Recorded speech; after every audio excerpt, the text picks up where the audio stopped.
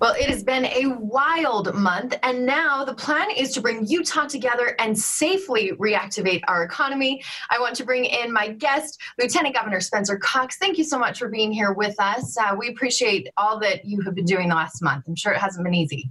No, it hasn't, but we live in an incredible place where Utahns are working together and making it better than it could possibly be. It's just incredible. So thank you. Exactly. Well, how do we go about the Utah Leads Together 2.0?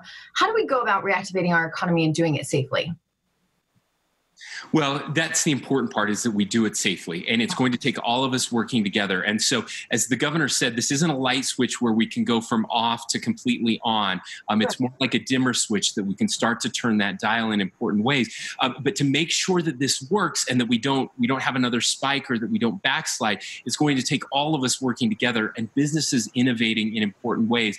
And so what we've put out with the Utah Leads Together plan is really an opportunity for businesses to see what best practices are.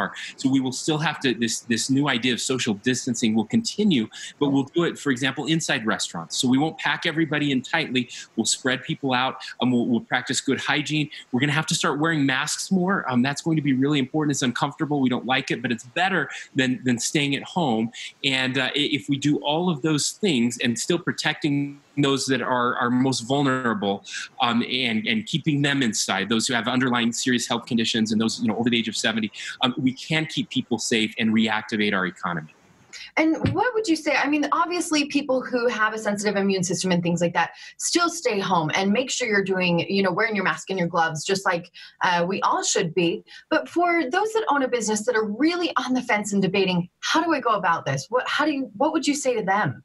Yeah, well, what I would say is it is possible. And that's what's so important about the guidelines that we put out. We have been working with 80 industry associations and about 150 businesses to figure out what those best practices are so that we can learn from each other. Because, again, just opening up isn't going to mean people will come. They need to feel comfortable at your establishment. And you can do that by cleaning surfaces, by, again, putting in new regulations that keep people 6 feet apart, encouraging people to wear masks. All of those things will protect people while still allowing your business to thrive.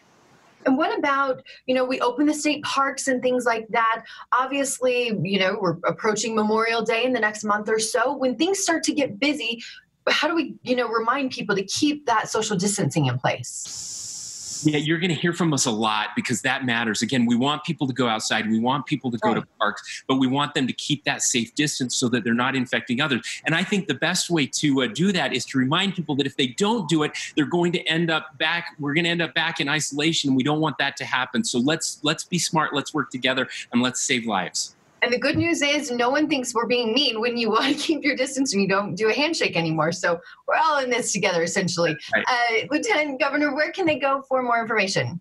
coronavirus.utah.gov. The entire plan is there. All of the information, everything dealing with the coronavirus effort here in Utah, you can find at coronavirus.utah.gov. Perfect. Well, thank you so much. And I always appreciate following your Twitter. You've always got some great information and some positive tweets. So thank you. Thank you.